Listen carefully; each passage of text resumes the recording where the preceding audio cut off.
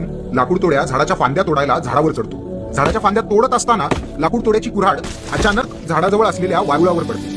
लाकूड तोड्या झाडावरून खाली उतरतो आणि कुऱ्हाड बघतो तर काय, वारुळातून रक्त येताना त्याला दिसतं. मग लाकूड तोड्या वारुळातून घाबरतच कुऱ्हाड काढतो. ते देवा, हे काय झालं?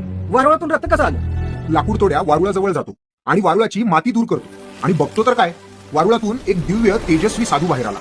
अचानक तेजस्वी प्रकाश वाढतो आणि लाकूड तोड्याच्या डोळ्यासमोर अंधार पसरतो.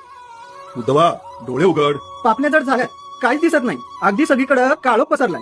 तोच तर दूर करायला आलोय आम्ही. नंतर स्वामी उजवा हात वर करतात आणि तेजस्वी प्रकाश कमी होऊ लागतो.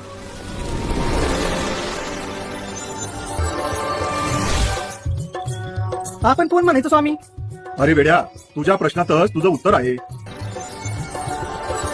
दत्तगुरु? हो, आम्हीच आहोत दत्तगुरु.